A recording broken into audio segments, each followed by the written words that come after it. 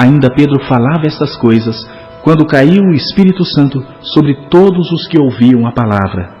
E os fiéis que eram da circuncisão, que vieram com Pedro, admiraram-se, porque também sobre os gentios foi derramado o dom do Espírito Santo. Pois os ouviam falando em línguas e engrandecendo a Deus. Então perguntou Pedro: porventura pode alguém recusar a água, para que não sejam batizados estes que, assim como nós, receberam o Espírito Santo? E ordenou que fossem batizados em nome de Jesus Cristo. Então lhe pediram que permanecesse com eles por alguns dias.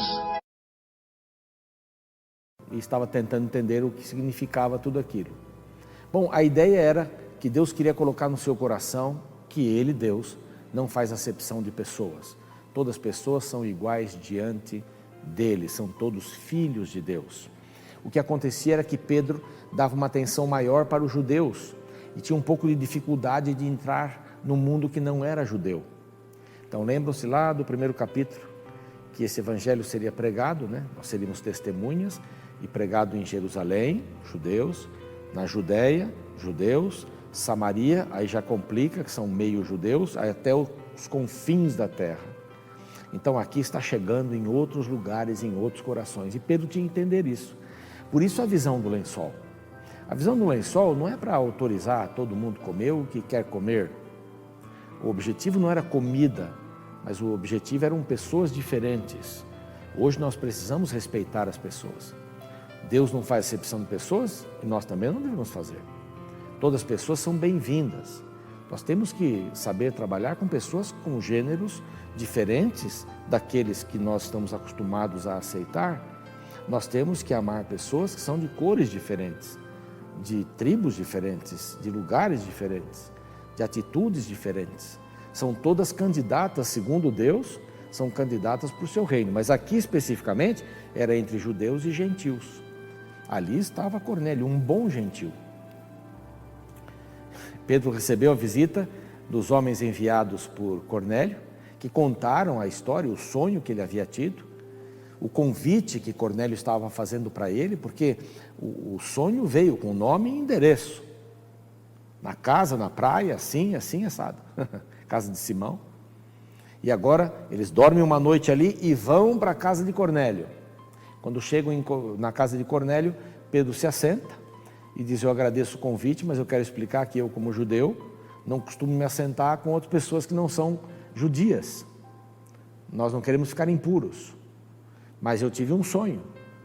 E esse sonho me mostrou que eu deveria estar aqui. Deveria pregar o evangelho para vocês. E ele prega o evangelho para eles. Eles conheciam o que os judeus conheciam. Agora eles estavam conheceriam aquilo que significava Jesus para a vida deles. O evangelho foi completo. Assim também somos nós. A gente entende um pouco do evangelho.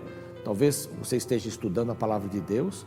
Você tinha uma ideologia bíblica. Você está aprendendo coisas novas, está crescendo. É assim mesmo. A luz vai brilhando até ser dia perfeito. A palavra vai nos dando conhecimento de quem é Deus e daquilo que precisamos saber dele para entrarmos no seu reino, para aceitarmos a salvação e a libertação que Cristo nos dá.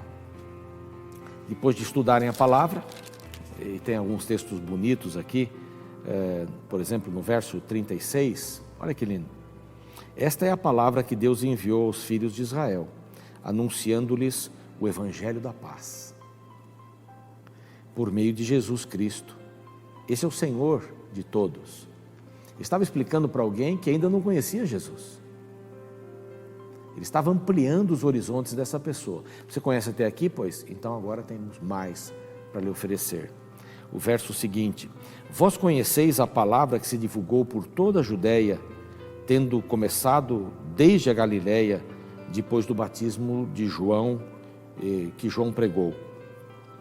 E como Deus ungiu a Jesus de Nazaré, com o Espírito Santo e com o poder, o qual andou por toda parte, fazendo bem e curando todos os oprimidos do diabo, porque Deus era com ele. Aí então Pedro fala que ele recitou e tal, etc. Mas eu queria me apegar aqui, né?